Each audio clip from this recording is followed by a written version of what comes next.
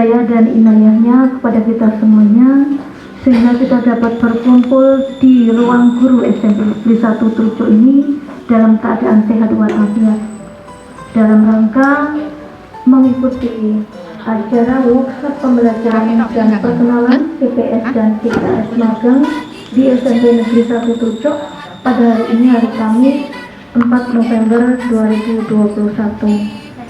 Untuk susunan acaranya, yang pertama adalah pembukaan, yang kedua sambutan Kepala Sekolah SMP Negeri 1 Trucuk sekaligus membuka acara workshop pada hari ini. Acara yang ketiga, inti acara, yang nanti inti acara ada 4. Yang pertama adalah perkenalan dari CPS dan CKS yang magang di SMP Negeri 1 Trucuk. Inti kedua, aktivasi akun belajar ID. Yang ketiga, acara dari CPS Bapak Arkanul Islam SPD. Yang keempat adalah acara dari CGP atau calon guru penggerak. Acara yang keempat lain-lain nanti akan disampaikan oleh Wakakurikulum. Dan yang kelima adalah penutup. Demikian Bapak Ibu yang kami hormati. Untuk memulai acara, yang pertama pembukaan, marilah acara workshop pembelajaran dan perkenalan CPS CKS yang magang di SMP Negeri 1 Trucuk ini kita buka dengan berdoa menurut agama dan kepercayaan masing-masing. Berdoa, kami persilakan.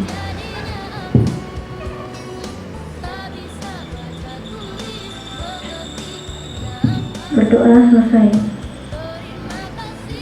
Acara yang berikutnya, yang kedua, sambutan Kepala Sekolah sekaligus membuka acara workshop pada hari ini.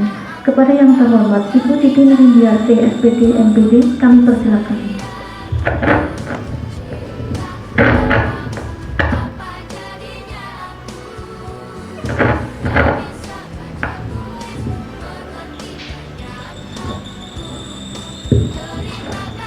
Assalamualaikum warahmatullahi wabarakatuh. Salam sejahtera untuk kita semua, sugeng enjang Ibu Bapak semuanya, supaya sehat ya. Amin. Semoga beserta keluarga kita selalu disehatkan, dimudahkan, dilancarkan segalanya. Yang kami hormati, kita bersyukur Bapak Ibu, sekolah kita masih diperguri, masih ada lagi calon guru penggerak, jumlahnya 4 di sekolah ini adalah jumlah yang terbanyak di Kabupaten Klaten. Kalau di Delanggu 1 hanya 2 calon guru penggeraknya, dan di sini juga sudah ada 1 calon kepelosip menjalankan tugas di sini. Ini tadi saya suruh buka. Ya, itu yang saya sampaikan Bapak Ibu. Nanti kalau ada yang lain-lain nanti di paling belakang atau informasi apapun. Oh ya, untuk sudah 5 kali pertanda ini adalah sekolah penggerak. Nanti siswa apa Pak ini ya, Merdeka Belajar biasanya apa? Profil pelajar Pancasila. Nah sekarang harus digunakan itu. Maka dengan ini pada jam 10:25 kegiatannya dibuka, lancar, cepat rampung, kabeh mudeng. Terima kasih. Monggo saya kembalikan kepada Bu Yayu. Ada kurangnya mohon dimaafkan. Assalamualaikum warahmatullahi wabarakatuh. Kepala sekolah.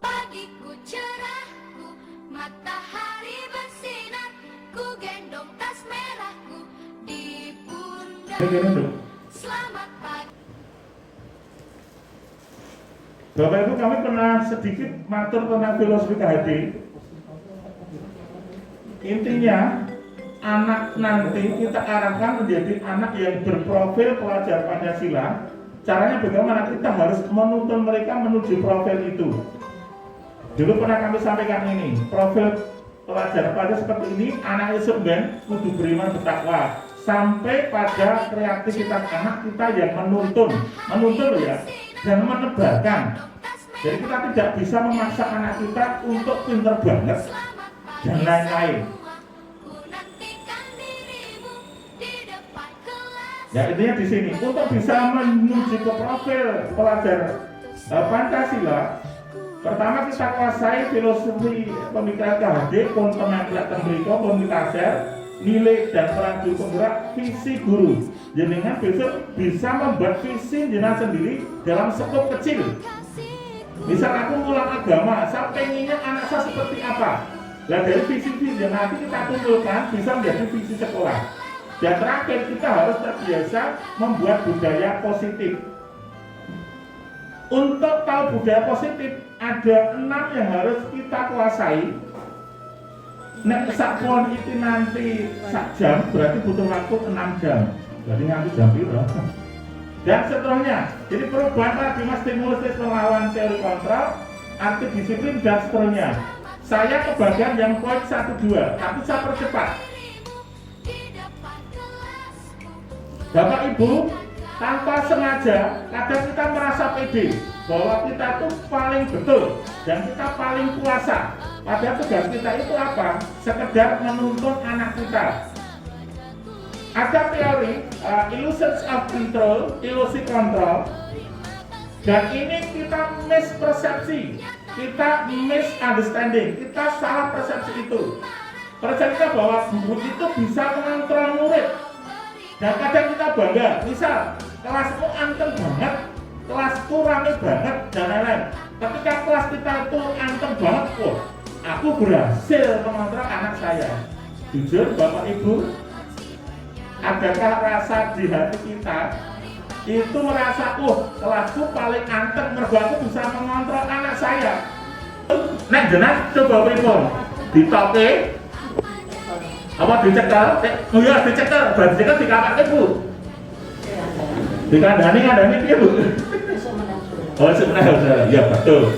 Betul. Dan nanti praktek itu seperti apa? Kemarin misal sampai saya, lah bisa di Ngapura, banding Ngapura kok ora baleni baru apa nih? Dia sendiri ya pengen menanggung apa namanya? Pengen memperbaiki diri cari besok kalau ada teman saya sing itu contoh. Nah, jadi kita bicara tidak mengkritik orang, mengkritik siswa atau membuat siswa merasa bersalah. Karena ilusi kita mikirnya, oh tak kritik, bocah tak kapok kayak bahasanya, mesti karakter anak kuat. Jadi orang bakal baleni kesalahan lagi. Kita masih berpikir seperti itu.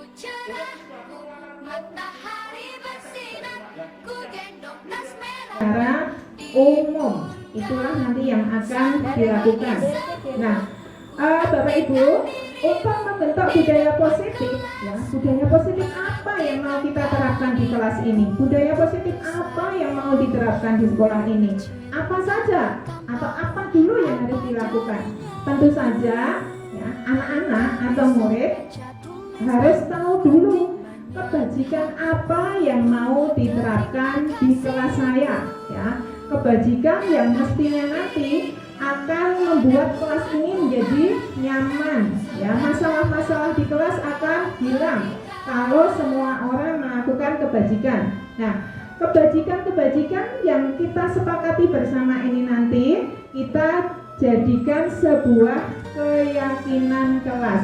Jadi hari ini saya akan memberikan materi mengenai keyakinan kelas. Nah, kok keyakinan ya? Bukankah kita itu sudah biasa bicara mengenai peraturan? Kok ini istilah baru, keyakinan itu jadi istilah apa? Ngertiku keyakinan ini ya keyakinan beragama, kan seperti itu. Nah, ini lain. Keyakinan kelas, keyakinan apa itu nilai-nilai kebajikan yang membawa kelas itu nanti menjadi lebih baik. Kalau peraturan itu rasanya itu mengikat, mengekang, tetapi kalau keyakinan itu motivasinya dari dalam. Kalau sudah bicara keyakinan, kita semangat untuk menjalankan, namanya yakin, jadi kita akan semangat untuk menjalankan. Nah, Bapak Ibu,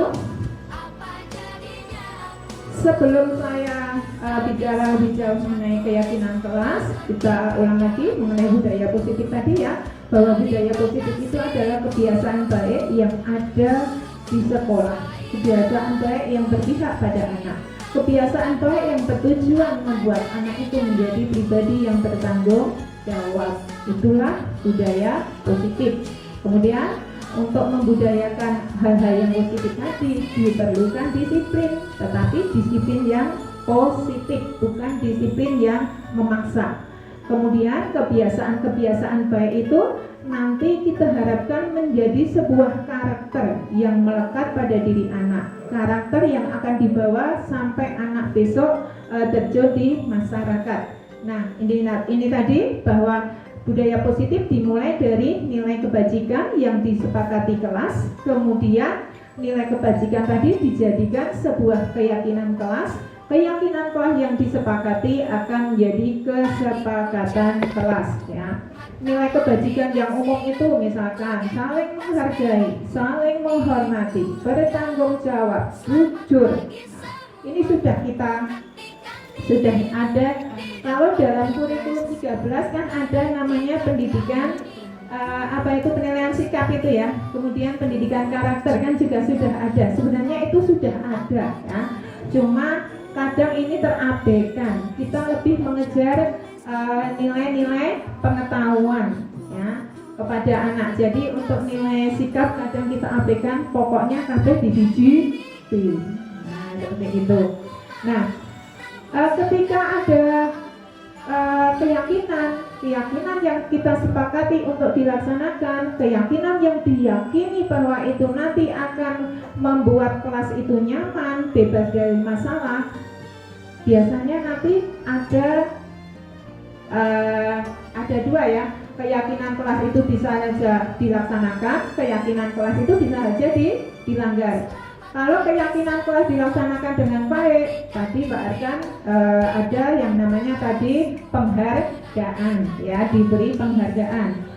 Ya, keyakinan kelas tadi adalah nilai-nilai kebajikan atau prinsip-prinsip tadi yang disepakati bersama untuk ditaati, dipatuhi, dilaksanakan di kelas. Itulah keyakinan kelas. Nah, keyakinan kelas itu bersifat abstrak. Nah, lebih abstrak daripada peraturan. Kalau peraturan itu kan jelas, oh harus begini, kalau tidak begini nanti tak diginikan, kan seperti itu. Kalau aturan ya, kamu harus begini, kalau nggak begini skornya sekian, kalau nggak mengerjakan soal ini kamu nanti keluar ruangan, kalau nggak ini, seperti itu. Nah, tetapi kalau keyakinan enggak, keyakinan itu lebih abstrak.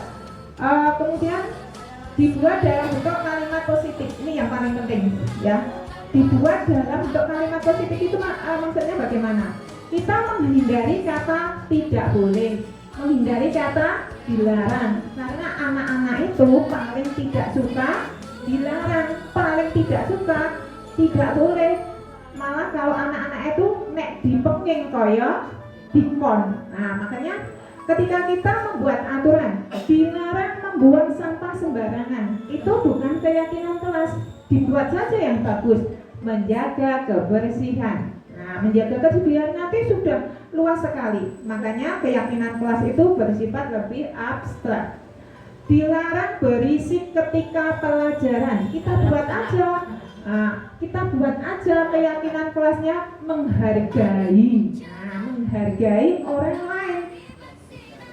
Menghargai orang lain itu menghargai siapa? Menghargai guru yang mengajar, menghargai teman yang sedang belajar. Itulah keyakinan kelas. Jadi dibuat dalam bentuk kalimat positif. Kemudian jangan terlalu banyak, nanti anak menghafalkannya susah. Jadi nanti ada beberapa keyakinan kelas yang dijadikan satu, di-include menjadi satu, ya, supaya dihafalnya itu mudah. Contoh tadi, menghargai guru yang mengajar, menghargai teman yang belajar, itu bisa ditulis satu saja menjadi saling menghargai. Dilarang membuang sampah di sembarang tempat. Kemudian rajin membersihkan kelas dijadikan satu saja, menjaga kebersihan kelas. Nah, itu. Kemudian, nah, ini yang membedakan antara keyakinan kelas dengan tata tertib, dengan peraturan. Yang nomor 6 ini, kalau tata tertib itu biasanya yang membuat sekolah, yang membuat Bapak Ibu guru. Tetapi kalau keyakinan kelas, yang membuat itu musyawarah antara murid dan Bapak Ibu guru, ya. Jadi murid sendiri yang membuat. Karena mereka yang membuat, mereka yang memutuskan, nanti diharapkan anak-anak itu akan melaksanakannya. Ya, istilahnya sebenarnya bukan mematuhi, tapi melaksanakan. Ya, karena kita menghindari kata mematuhi, ya, tapi menggunakan kata melaksanakan. Itulah yang dimaksud dengan keyakinan kelas. Nah, keyakinan kelas, cara membuatnya bagaimana? Ayo kita prosedur pembentukan keyakinan kelas. Yang pertama, diskusi dulu. Diskusi siapa murid kita bentuk yang sudah saya praktekkan ya Bapak Ibu. Jadi murid itu kita suruh diskusi. Kita buat dalam beberapa kelompok untuk membuat peraturan. Ini masih kata peraturan. Kita jangan menyuruh anak membuat, ayo anak-anak buat keyakinan kelas. Mereka nggak akan tahu apa itu keyakinan kelas. Jadi yang tetap disuruh membuat peraturan dulu, ya. Ayo anak-anak, kalau kalian ingin kelas kalian menjadi baik, coba kita diskusikan dulu supaya kelas ini menjadi baik. Kalian ingin peraturan apa yang akan diterapkan di kelas ini? Ini yang sudah saya terapkan sebagai wali kelas. Paling enak itu memang yang membuat peraturan adalah wali kelas, karena kalau yang membuat wali kelas nanti bisa dipasang. Kelas saya sudah ada saya pasang di tembok, ya, di depan itu. Jadi ketika setiap kali saya mengajar, anak-anak itu melanggar, saya cukup bilang, coba lihat peraturan nomor sekian. Sudah, anak-anak diam, ya. Kita tidak usah begitu banyak ceramah karena sudah ada di depan. Kemudian setelah diskusi itu kita catat, anak-anak tiap kelompok kan punya masukan. Peraturannya ini bu. Anak-anak ternyata ketika kemarin itu saya suruh membuat peraturan keyakinan kelas, anak-anak semangat sekali membuatnya. Dan ternyata anak-anak itu ingin kelasnya itu menjadi baik. Contohnya mereka itu sudah menulis sendiri. Nomor 1, ketika pelajaran jangan berisik. Ketika pelajaran menghargai Bapak Ibu guru, jangan terlambat, harus membersihkan kelas. Itu produk anak sendiri, itu hasil pikiran anak sendiri. Berarti bagaimanapun seorang anak, mereka ingin kebaikan untuk kelasnya. Nah, kemudian masukan-masukan itu kita ganti. Anak-anak biasanya menulis dilarang berisik. Nah, kita ganti menjadi kalimat yang positif. Dilarang berisik, dilarang bicara sendiri ketika guru menerangkan. Itu kita ubah menjadi saling menghargai. Kemudian dilarang buang sampah sembarangan. Nah, kita ubah menjaga kebersihan kelas. Kemudian beberapa keyakinan kelas yang sama kita ringkas supaya tidak terlalu banyak. Nah, kemudian kalau sudah terbentuk keyakinan kelas itu sudah terbentuk, kembalikan lagi ke anak. Ingatkan lagi ke anak bahwa ini adalah hasil karya kalian. Ini yang kalian buat. Karena kalian yang membuat, kalian harus melaksanakan. Ingat, bukan harus mematuhi, tetapi harus melaksanakan. Ya, supaya anak-anak itu tidak, pikirannya itu pokoknya dibuang dari kata-kata patuh itu dibuang. Ya, tetapi harus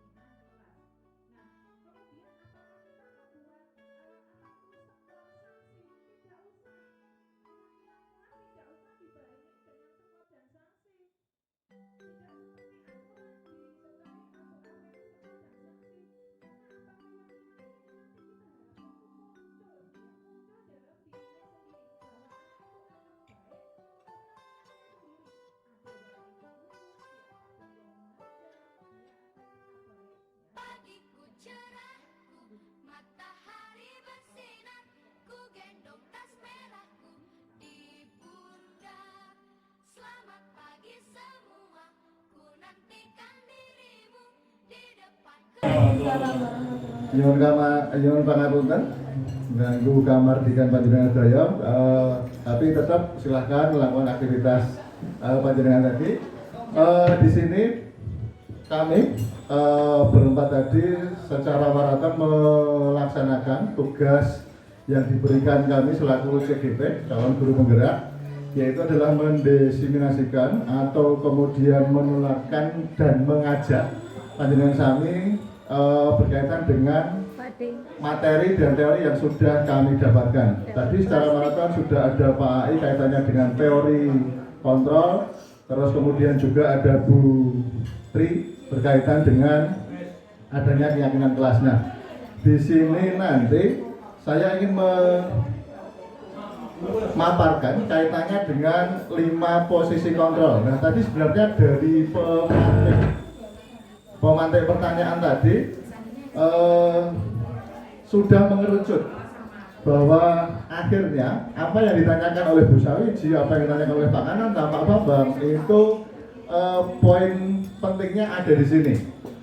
Kita lihat terlebih dahulu bahwa kita memposisikan diri kita sebagai guru itu ada 5 posisi kontrol. Nah, posisi kontrol ini biar kelihatan teoritis dan logis, itu kita lihat terlebih dahulu bahwa 5 posisi kontrol itu menurut Diana Gosen dalam bukunya Restructuring School Discipline itu tahun 98, terbitan tahun 1998, itu mengumumkan bahwa guru perlu meninjau kembali penerapan disiplin di dalam ruang-ruang kelas kita selama ini.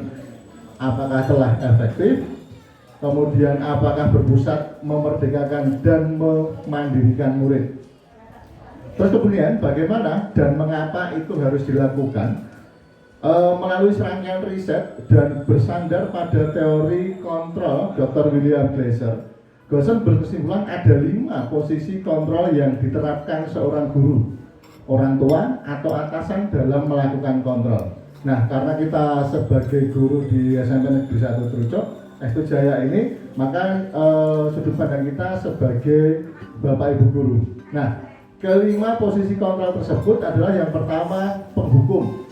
Nah, tadi misalnya sudah dicontohkan, misalnya ada pelanggaran langsung disuruh lari, padahal pelajarannya IPA, pelajarannya bahasa Inggris, terlambat masuk pembelajaran bahasa Inggris, kok kemudian disuruh push up 50 kali. Nah, itu sebagai contoh penghukum. Terus kemudian yang kedua adalah perannya sebagai pembuat orang merasa bersalah.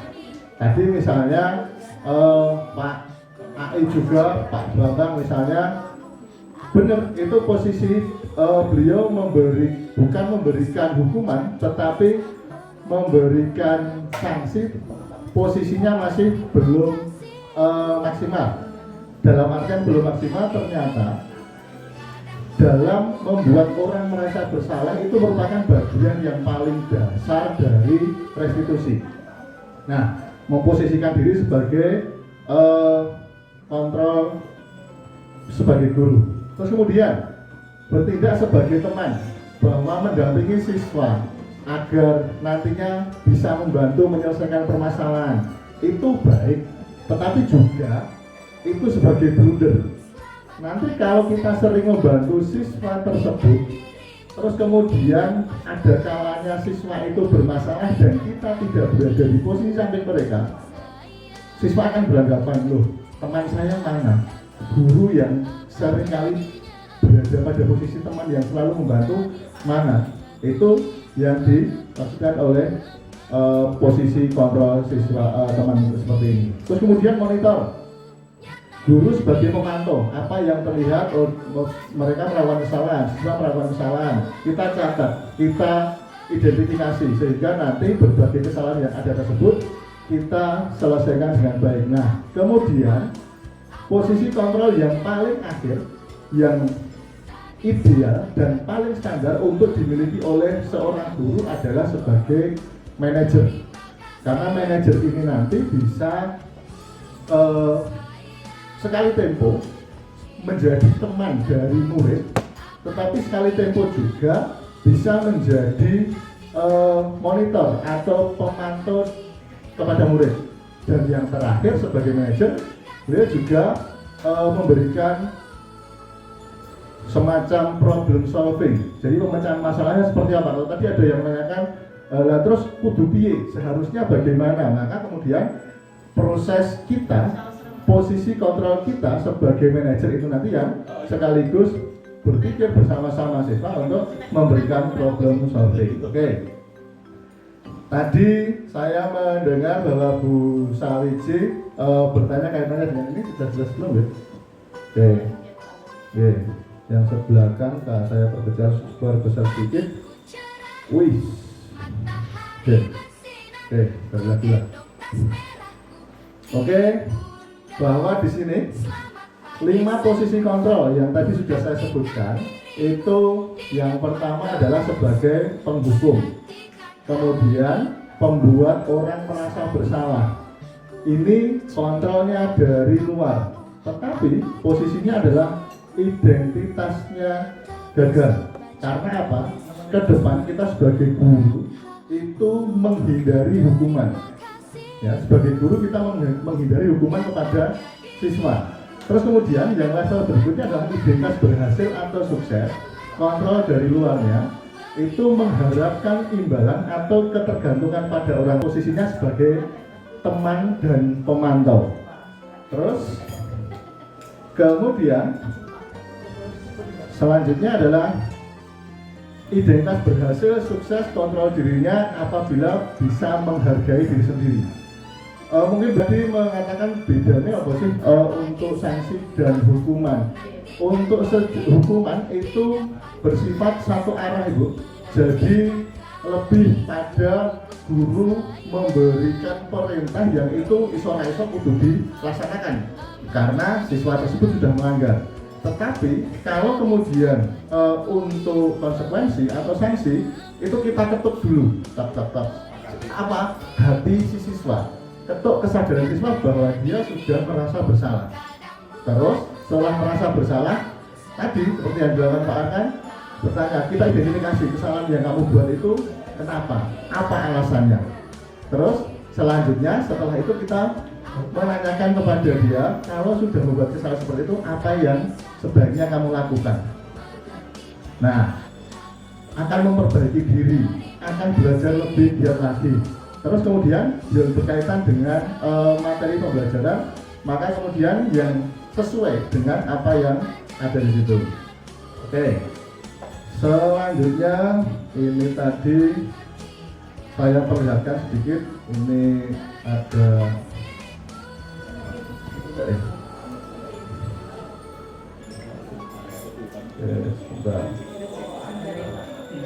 ya, ini contoh bahwa penerapan restitusi yang kemudian saya laksanakan di siswa. Ini ada skenarionya kalau yang ini, kalau yang cowok. Tetapi ini saya stop dulu sebentar.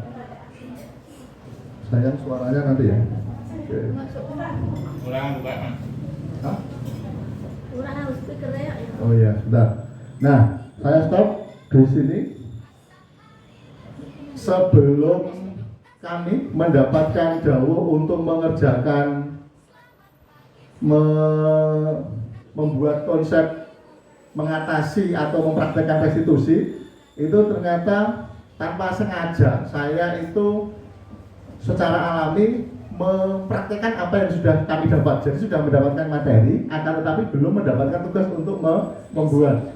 Terus dua anak ini saya suruh sebenarnya pertama ke UKS dengan satu teman yang lain. Kasusnya adalah bahwa si Nadia selaku siswa itu tidak nah ini si Nadia selaku siswa tidak berangkat di hari kemarin. Terus kemudian saya panggil, iya betul, 9D Ibu. Oke.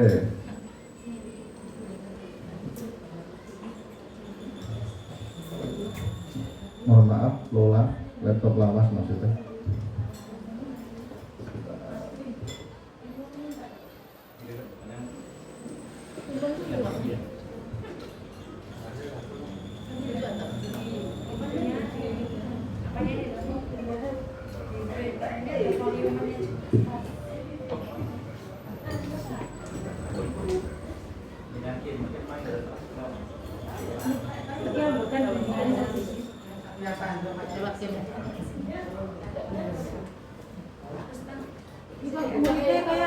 kayak bicara zaman SMA gitu.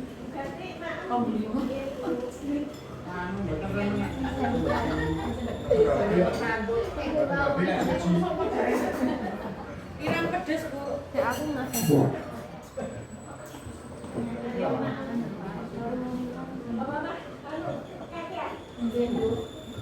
Oke ya, terima kasih.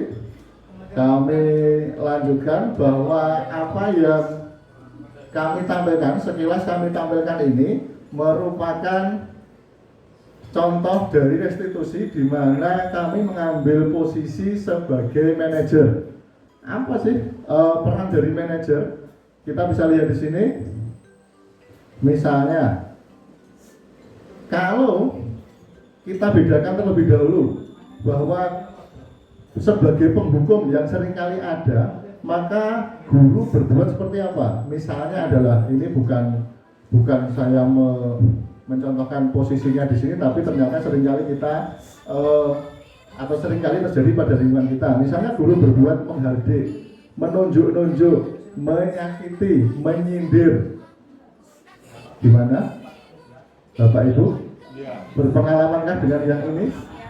Nah, oke. Terus kemudian membuat orang merasa bersalah, berceramah dan mengatakan seharusnya kamu begini, ibu kecewa dengan kamu. Jadi mengedonkan, merendahkan mental bagi siswa tersebut. Terus kemudian posisi kita sebagai teman bagaimana? Membela, membuat alasan-alasan agar siswa itu terselamatkan dari hukuman, misalnya seperti itu. Terus kemudian membantu pada saat mengerjakan atau mendapatkan kesulitan. Tetapi itu bagus. Tapi yang selanjutnya, apabila itu nanti dipikirkan siswa sebagai suatu ketergantungan, siswa tidak mandiri. Terus kemudian kita sebagai pemantau menghitung dan mengukur. Nah, tetapi beda kalau status kita sebagai manajer itu nanti mengajukan pertanyaan-pertanyaan, mengidentifikasi kenapa kamu terlambat. Kalau tadi saya putar dan suaranya jernih, saya mengidentifikasi kasusnya Nadia ini, merinding saya, karena dia tidak dibangunkan pada saat sekolah. Kenapa tidak dibangunkan? Orang tua apa tidak di rumah, bapaknya meninggal, terus kemudian ibunya nikah lagi, ibunya kalau malam ke tempat suaminya, nah, tidur di tempat suaminya. Terus kemudian di rumah hanya tinggal berdua dengan Simba saja. HP kalau pagi terkira, lo kan masih bisa bangun dengan menggunakan alarm HP. HP dibawa orang tua, dibawa ibu ke rumah suaminya tadi. Terus kemudian Simba itu pikun. Nah, dengan kondisi yang seperti itu kita tidak bisa langsung das memarahi bahwa kamu salah dan sebagainya. Kita coba identifikasi terlebih dahulu masalahnya apa, sehingga nanti kita tetap menyadarkan. Dalam video tadi saya tetap menyadarkan, kalau itu kamu tidak sekolah melanggar peraturan enggak? Tanpa izin. Terus kemudian bangunnya saya jam 8, setengah 9 Pak. Loh, kalau kemudian kamu ada niatan untuk sekolah, silahkan bangun tersebut, mandi, ke sekolah. Rumah kamu mana? Rumahnya daerah Etan Kono, jadi terjangkau, mungkin seperempat jam itu bisa. Terus kemudian saya tanya lagi, lebih baik terlambat atau tidak berangkat sama sekali pada saat itu? Lebih baik terlambat Pak. Iya, saya mendapatkan ilmu pada saat itu. Nah, maka kita gali anak itu biar mempunyai respon terlebih dahulu. Terus saya kembalikan lagi, perbuatan kamu salah atau benar, sesuai dengan aturan atau tidak? Ya salah Pak, tapi saya tidak mendominkan dia, tapi saya bangun lagi. Semua orang pasti melakukan kesalahan, pernah melakukan kesalahan. Begitu juga kalau saya melihat dengan latar belakang kamu, saya angkat, kamu luar biasa, bisa kemudian berdampingan dengan orang simbah kamu yang seperti itu. pasti kamu juga sering membantu simbah kamu. Jadi tidak selalu untuk memojokkan, tidak selalu menjatuhkan mentalnya, tapi kita angkat. Terus baru saya tanya, ke depannya keinginan kamu seperti apa? Cair, suasana saya cair, jadi siswa tidak merasa dipojokkan. Terus akhirnya apa? Nangis Bapak Ibu. Merasa diperhatikan, tidak ada yang memperhatikan saya sedalam ini. Saya panggilnya sayang, tenang, saya nggak usah nangis, saya seperti itu. Jadi memang untuk untuk menumbuhkan kesadaran, kita memang bisa selami dari bawah terlebih dahulu, tidak langsung kemudian menghakimi bahwa itu salah, kota salah, dan lain sebagainya. Nah, terus selanjutnya bedanya lagi, misalnya untuk guru berkata, penghukum biasanya kalau kamu tidak melakukan, awas ya, rasakan. Itu karakter dari guru penghukum. Tapi membuat orang merasa bersalah seperti ini. Kamu seharusnya, kamu sudah tahu akan ibu lelah sekali mengatakannya, sudah berulang kali. Berapa kali ibu katakan, misalnya ibu loh ini, bapak-bapak jarang. Kelihatannya nggak sama ya. Terus kemudian kalau sebagai teman gimana? Ayolah lakukan demi ibu. Jadi seolah-olah siswa itu tergantung sekali pada sosok bapak ibu guru di situ. Nah orang ya nanti kalau yang mengatakan satu ibu guru. Jadi dia hanya tergantungnya pada satu orang tersebut. Terus kemudian kalau pemantau bagaimana? Bagaimana peraturannya, Dok? Sudah tahu tata tertibnya, sudah tahu aturan yang ada di sekolah ini. Nah, tetapi beda sebagai manajer. Kalau kita posisikan sebagai manajer, apa yang kita yakini? Apa yang bisa kau kerjakan untuk memperbaiki masalah ini? Jadi bedanya itu tiap level tersebut. Itu bagi guru. Terus kemudian untuk selanjutnya hasilnya seperti apa? Kalau dihukum, tadi sudah disinggung Putri, kalau dihukum apa yang terjadi? Siswa memberontak, menyalahkan orang lain dan cenderung berbohong. Berbohongnya dengan tujuan apa? Menyelamatkan dirinya untuk tidak dihukum. Terus kemudian membuat orang merasa bersalah, hasilnya bagaimana? Menyembunyikan, menyangkal, berbohong. Dua Pak yang lain, misalnya seperti itu. Ketergantungan ini tadi pada saat kita memposisikan sebagai teman, tapi menyesuaikan diri karena apa? Sebagai pemantau itu juga seringkali, ternyata taat pada saat ada aturan, taat pada saat ada yang ngawasi, taat pada saat ada maafkan, misalnya seperti itu.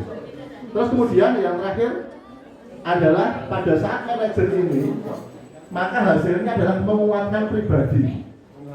Nanti mungkin ya sambil kita awasi bersama-sama, sinten Bu tadi Nadia Imril. Nah, Nadia Imril itu nanti kedepannya bisa berubah atau tidak setelah saya memposisikan diri sebagai manajer, apakah ada perubahan atau tidak dan lain sebagainya. Nah, terus selanjutnya setelah posisi kontrol tersebut, maka kaitan dengan dunia berkualitas, terus kemudian langsung saja pada manajer, karena kita memposisikan harusnya idealnya kita sebagai manajer. Manajer itu bagaimana ya? Ada kalanya kita sebagai teman, ada kalanya kita sebagai pemantau.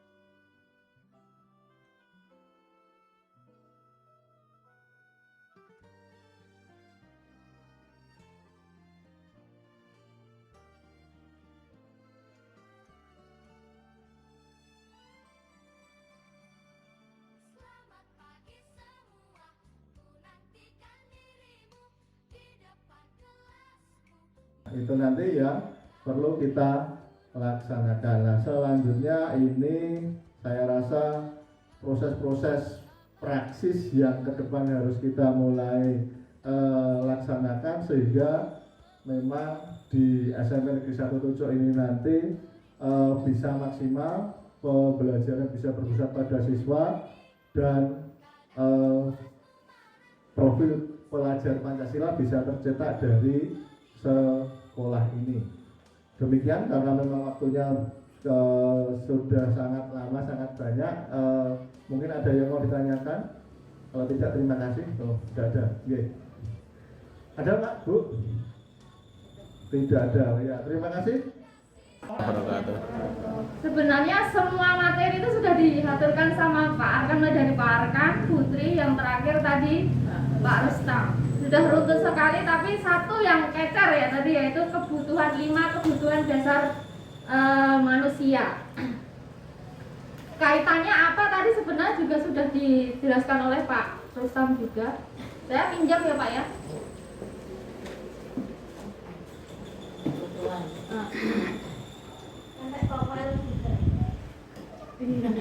Minggu serantai. Ini demi foto dan video.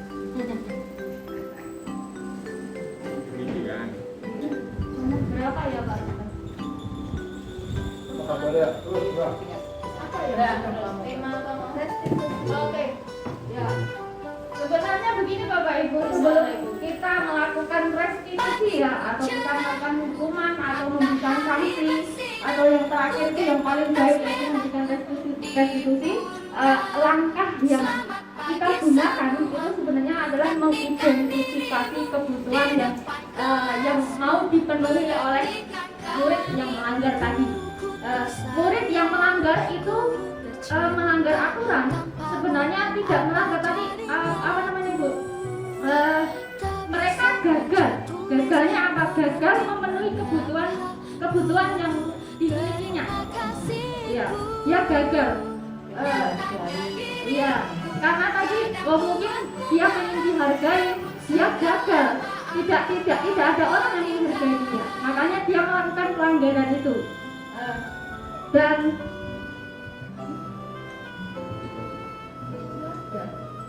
Nah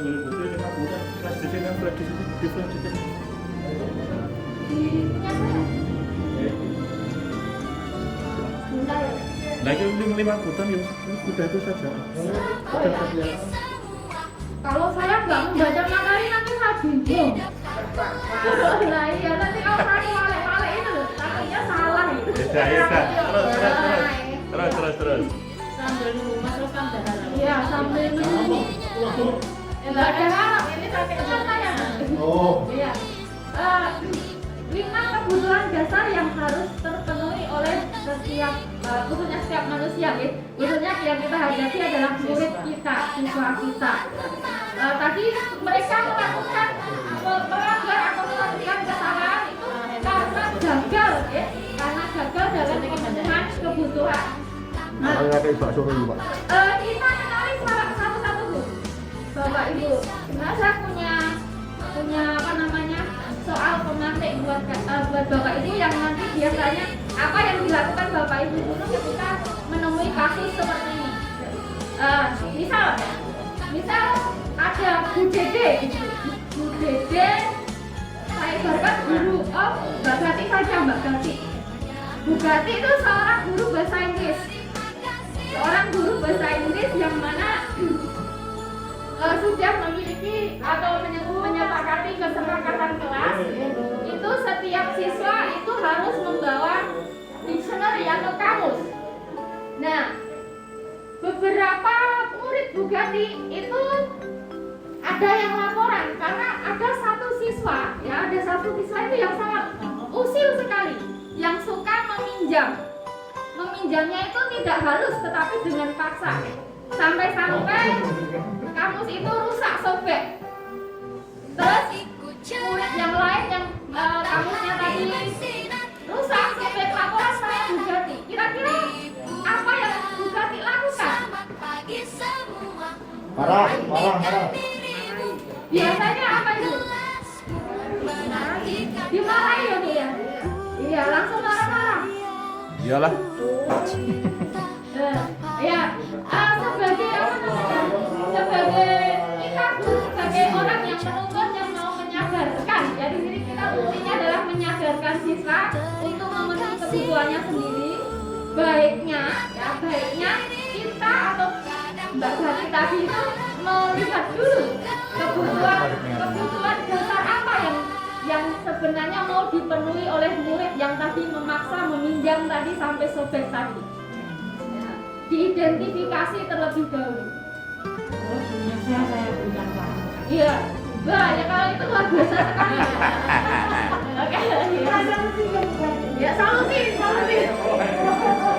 Tukang kamu sapi Nah, tadi ya sebagai guru yang menuntun tadi mengajak atau menanyai Mas Java, misalnya tadi sebut saja Mas Java. Mas Java tadi kok meminjam memaksa ya sampai rusak. Itu ditanya alasannya apa? Oh ternyata alasannya Mas Java itu tidak punya kamus.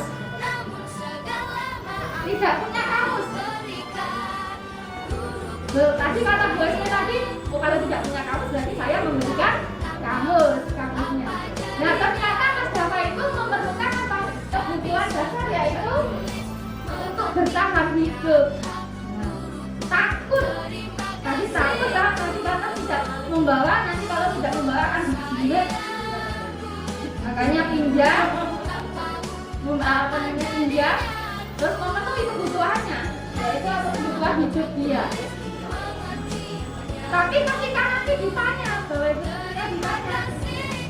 oh saya pinjam kamus itu karena apa ya? Kalau senang itu biasanya terima kasih itu apa ya?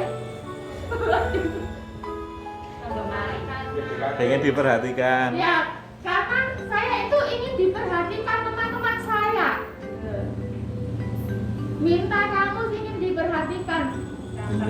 Caper yang menarik perhatian, mencari perhatian biar diperhatikan. Maka kebutuhan yang harus dipenuhi Java tadi itu adalah memberikan perhatian atau memberikan kasih sayang kepada kasih sayang di sini kasih sayang yang memperhatikan Isra ya Bu ya. Iya. Terus kebutuhan dasar yang ketiga yaitu kebutuhan penguasaan. Penguasaan itu kebutuhan ingin apa tadi merasa hebat gitu ya. Merasa hebat, ingin dipuji. Ya, Mas Java tadi pinjam kamu dengan paksa itu biar dikira ya hebat, geleng, menangan. Aku itu hebat. Maka kalau jawabannya seperti itu, Mas Java itu butuh pengakuan, butuh pengakuan dari kita semua ya. Itu keluar di P3K kemarin self item. Terus misalnya tadi ini misal saja besok kita praktekkan bareng-bareng ketika menemui masalah, kita mengidentifikasi kebutuhannya masing-masing siswa tadi kebutuhannya bagaimana. Terus yang berikutnya yaitu kebutuhan kesenangan. Kesenangan itu bisa hal-hal yang berupa freedom ya Bu ya. Kalau dalam bahasa Inggris freedom, butuh kesenangan. Mas Java tadi minjam itu alasannya iseng saja, hanya iseng saja. Dia butuh kesenangan. Biar apa? Senang dia membuat kemana itu menangis tadi. Dia jatuh. Makanya kok anak ini senangnya menggoda, senang iseng. Setiap kebutuhan nanti ada penanganan yang berbeda.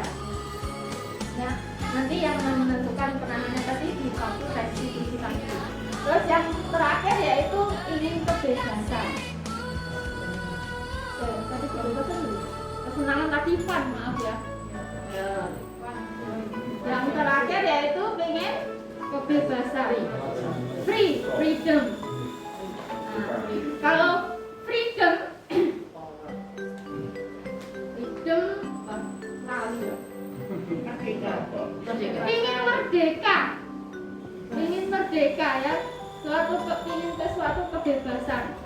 Aturan. Ya, karena mungkin tadi kan cuma menuju duit saja, pengennya yang lain biar tidak diduit. Karena aturan apa namanya pengen mungkin tidak lagi pengen duit atau bagaimana.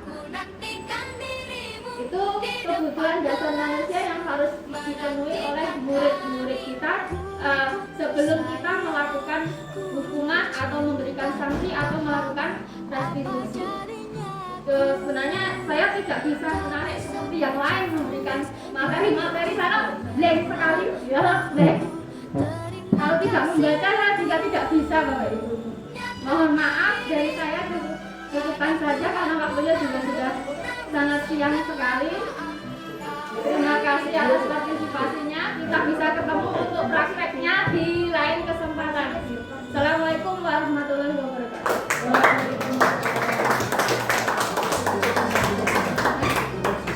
Pas penutup diulangi. Pas penutup diulangi. Ya, monggo Bapak Ibu yang CGP.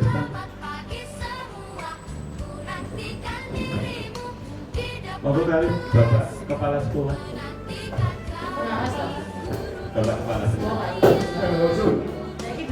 Benerannya bapaknya maju.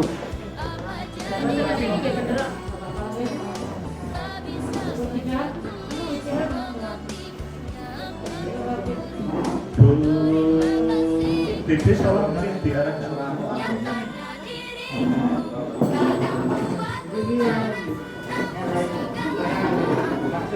Bapak Ibu yang saya hormati, di saat terakhir untuk kami terutama dari Kepala CGP sudah mencoba mendiseminasikan atau mengimbaskan apa yang kami punya, dan saya yakin banyak hal yang belum kami sampaikan ataupun kami nyampaikan juga tidak sepenuhnya banyak kekurangan. Jadi banyak kekurangan dari kami, dan mudah-mudahan yang kami sampaikan ini berguna buat kita semua, terutama untuk SD Jaya. Amin ya Rabbal Alamin. Kemudian besok dari teman-teman insya Allah akan praktek pembuatan keyakinan kelas. Silakan Bapak Ibu bisa mengikuti 3 di antara beliau. Kemudian setelah itu akan membuat praktek institusi. Kalau bisa praktek institusi itu memang insidental, tidak terskenario dulu, alami. Itu malah lebih menyenangkan gitu, macam menemukan masalah langsung kita pecahkan. Dalam artian anak mengakui atau menyadari kesalahan karena melanggar keyakinan kelas, dan dia memperbaiki dirinya. Doa-doaan itu jangan nikmat sekali. Tapi kalau skenario kita sendiri, kita video, ya ini tapi tidak ada kayak rekayasa itu loh. Itu yang bisa kami sampaikan. Saya ingin banyak kesadaran dari kami, mohon maaf besarnya. Terima kasih Pak Kepala Sekolah. Terima kasih untuk Bapak Ibu semua. Akhir kata, hari ini kita tutup baik yang dari CGP maupun dari peserta tadi. Kita tutup dengan membaca doa sesuai dengan agama dan masing-masing. Berdoa dimulai.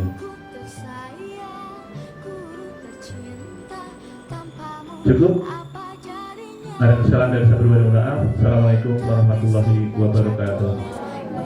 Matur nuwun Bapak Ibu semuanya. Semuanya.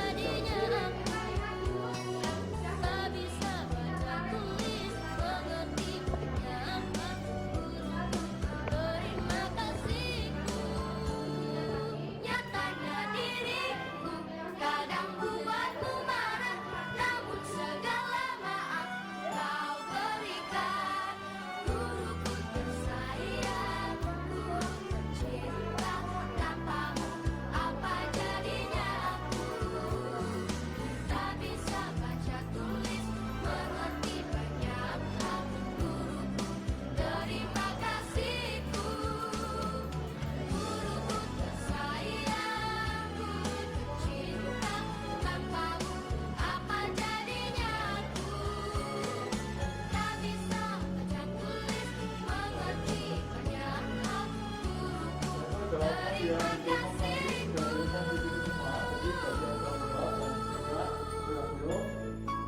kasihku.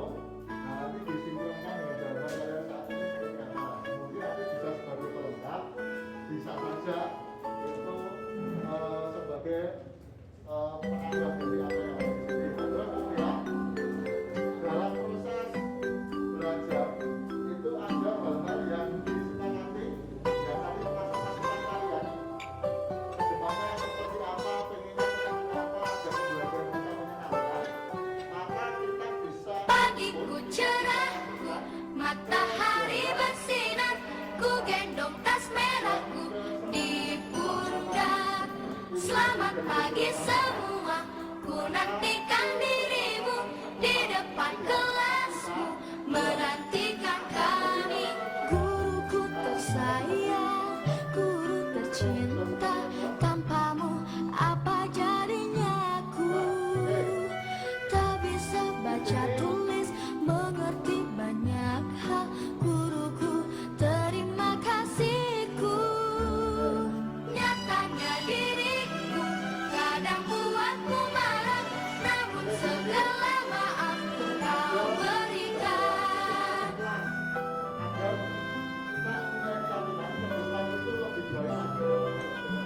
Silakan bisa tunjuk jari, tunjuk tangan, memberi masukan tentang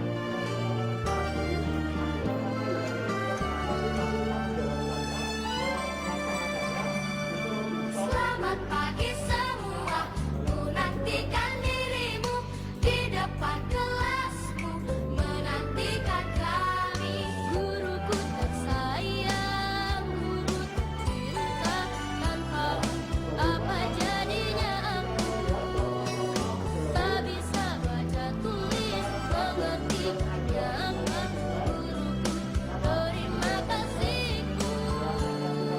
Nyatanya diriku kadang buatmu marah, namun segala maaf kau berikan. Guruku tersayang, guru tercinta, tanpamu apa jadinya aku? Tak bisa baca tulis, mengerti banyak hal. Guruku, terima kasihku. Guruku tersayang, guru tercinta, tanpamu apa jadinya aku? Tak bisa baca tulis, mengerti banyak hal. Guruku, terima kasihku.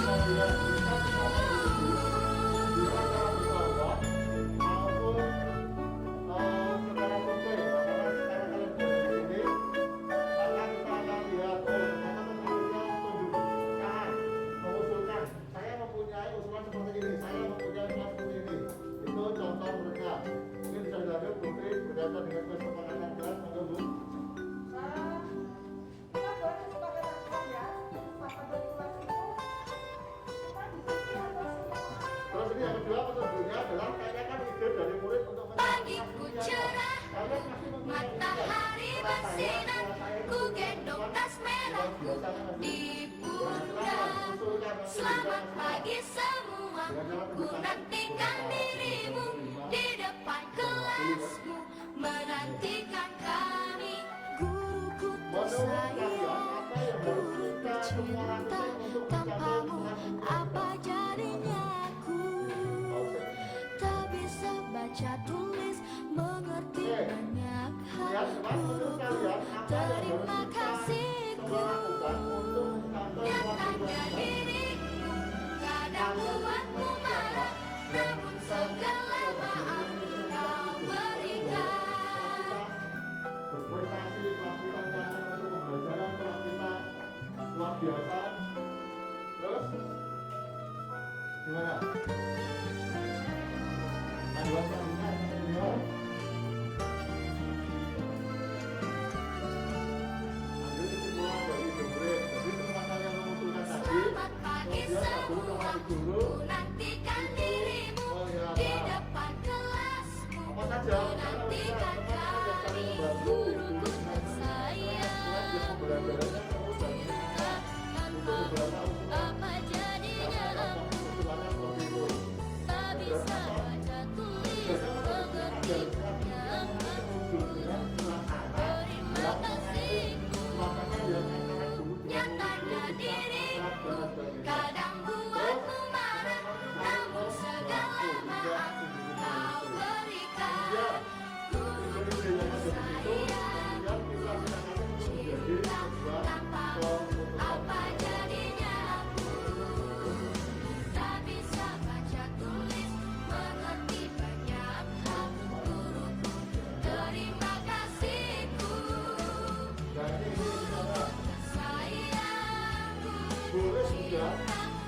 Apa jadinya aku tak bisa tulis hati padamu. Terima kasihmu. Jadi usulan bisa dengan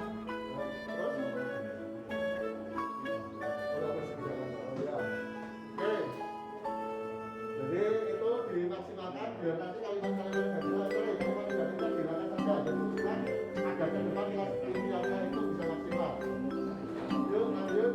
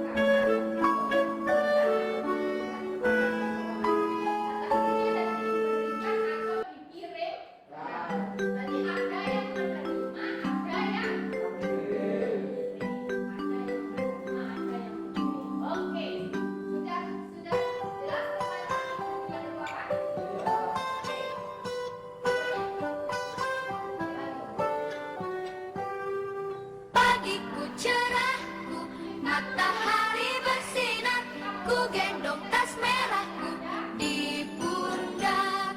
Selamat pagi semua, ku nantikan dirimu di depan kelasmu, menantikan kami. Guruku tersayang, guru tercinta, tanpamu apa jadinya aku? Tak bisa baca tulis, mengerti banyak hal. Guruku, terima kasih.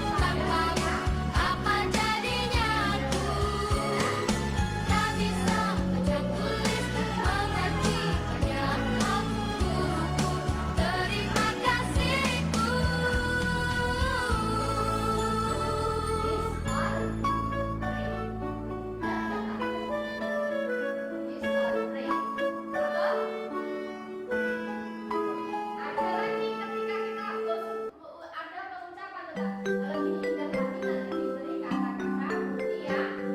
Ya, kata-kata buktinya apa? Nah, kita jenisnya. Yang tadi sudah kalian sebutkan. Apa tadi?